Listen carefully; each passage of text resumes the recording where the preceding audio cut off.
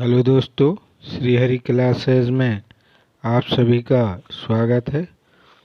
आज हम श्री हरि क्लासेज के अंतर्गत मानव भूगोल के मूल सिद्धांत कक्षा 12वीं के लिए भूगोल का अध्याय 1 मानव भूगोल प्रकृति एवं विषय क्षेत्र के अंतर्गत ये वीडियो लेकर आए हैं।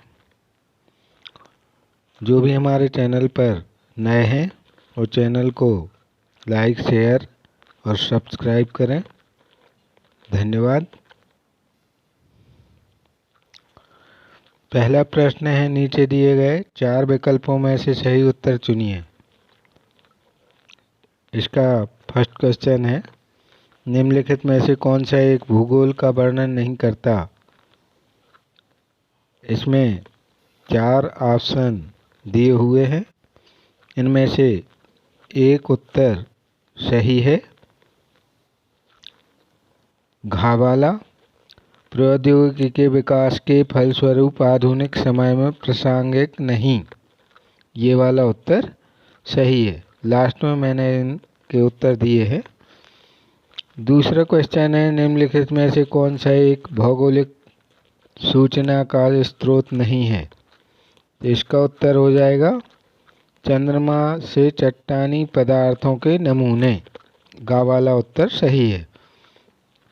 तीसरा प्रश्न है, निम्नलिखित में से कौन सा एक लोगों को और पर्यावरण के बीच अन्योन्य क्रिया का सर्वाधिक महत्वपूर्ण कारक है। आंसर हो जाएगा ख, प्रौद्योगिकी। चौथा प्रश्न है, निम्नलिखित में से कौन सा एक मानव भूगोल का उपगमन नहीं है। तो इसका आंसर है स्थानिक संगठन। इस तरह से ये आपके विकल्प वाले प्रश्न थे। दूसरा है, निम्नलिखित प्रश्नों के उत्तर लगभग 30 शब्दों में दीजिए। इसके अंतर्गत पहला प्रश्न, मानव भूगोल को परिभाषित कीजिए। तो इसमें आप उत्तर में मानव भूगोल करके साइड हेडिंग दे के लिख सकते हैं। अनेक विद्वानों ने मानव भूगोल को परिभाषित किया है, जिसमें कुछ बातें समान हैं। अतः मानव भूगोल के अंतर्गत प्राकृतिक अर्थात भौतिक तथा मानवीय जगत के बीच अंतर संबंधों, मानवीय परिघटनाओं के स्थानिक वितरण, उनके घटित होने के कारणों तथा विश्व के विभिन्न भागों में सामाजिक व आर्थिक विभिन्नताओं का अध्ययन किया जाता है। ये मानव भूगोल की परिभाषा हो जाएगी। अगला प्रश्न है, मानव भूगोल के कुछ उपक्षेत्रों के नाम बताइए। मानव भूगोल के उपक्षेत्र हैं व्यवहारवादी भूगोल, सामाजिक कल्याण का भूगोल, अवकाश का भूगोल, सांस्कृतिक भूगोल, लिंग भूगोल, ऐतिहासिक भूगोल, चिकित्सा भूगोल, निर्वाचन भूगोल, सैन्य भूगोल, संसाधन भूगोल, कृषि भूगोल, पर्यटन भूगोल, विपणन भूगोल तथा औद्योगिक भूगोल आदि। ये कुछ उपक्षेत्रों के नाम हो गए। अगला प्रश्न है, मानव भूगोल किस प्रकार अन्य सामाजिक विज्ञानों से संबंधित है। तो आंसर हो जाएगा मानव भूगोल की प्रकृति अत्यधिक अंतर विषयक है, क्योंकि इसमें मानव और प्राकृतिक पर्यावरण के बीच अंतर संबंधों का अध्ययन किया जाता है। अतः इसका अनेक सामाजिक विज्ञानों से गहरा संबंध है, जैसे सामाजिक विज्ञान, मनोविज्ञान, अर्थशास्त्र, समाजशास्त्र, मानव विज्ञान, इतिहास, राजनीति विज्ञान व जनांकिकी आदि के साथ मानव भूगोल का संबंध है। अगला प्रश्न, निम्नलिखित प्रश्नों के उत्तर लगभग 150 शब्दों में दीजिए। दीर्घ उत्तरीय प्रश्न है, मैंने इसको शॉर्ट करने का प्रयास किया है। पहला प्रश्न है, मानव के प्रकृतिकरण की व्याख्या कीजिए। उत्तर हो जाएगा, आदिम अवस्था में जब प्रौद्योगिकी का स्तर अत्यंत निम्न था तब मानव प्रकृति के आदेशों के अनुसार अपने आप को ढालने के लिए बाध्य था। उस समय मानव के सामाजिक विकास की अवस्था भी आदिम ही थी।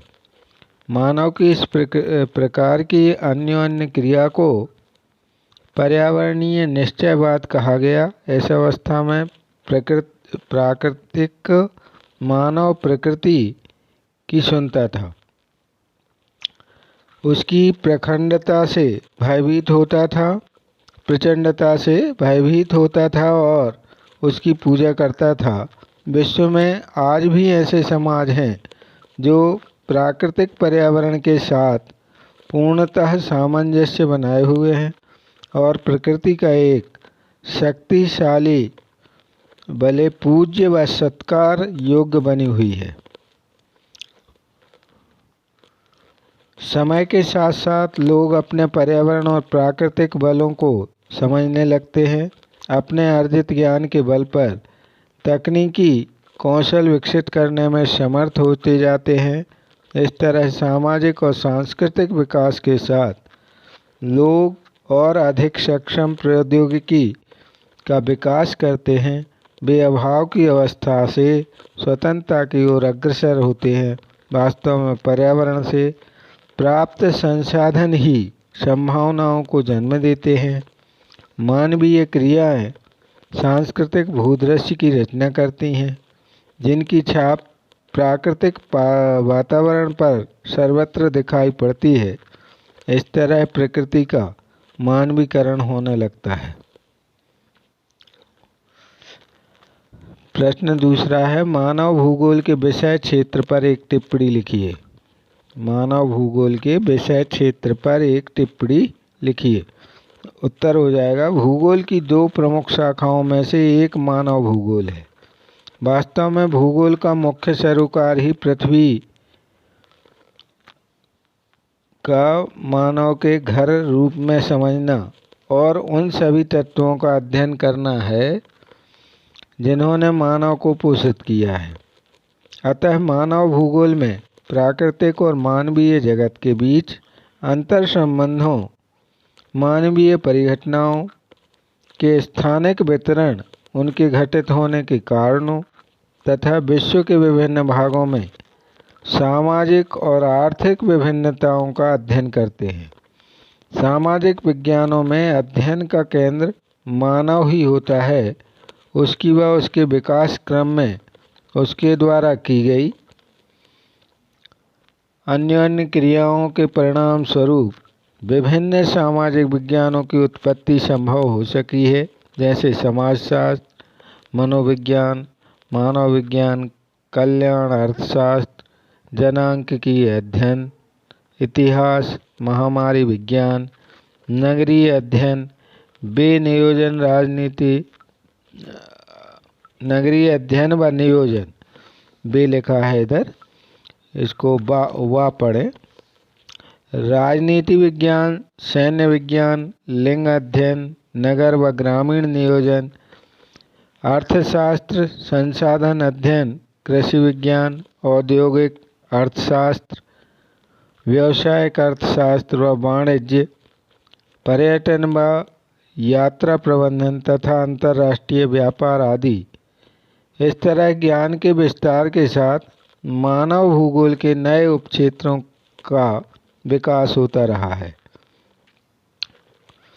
इस तरह से हमारा ये वीडियो समाप्त हुआ। श्री हरि क्लासेस के अंतर्गत आपने इसको देखा, इसके लिए धन्यवाद। वीडियो को लाइक, शेयर और सब्सक्राइब अवश्य करें। साथ में बेल आइकन को दबाएं, जिससे हमारे नए नोटिफिकेशन आप तक पहुंचते रहें। धन्यवाद।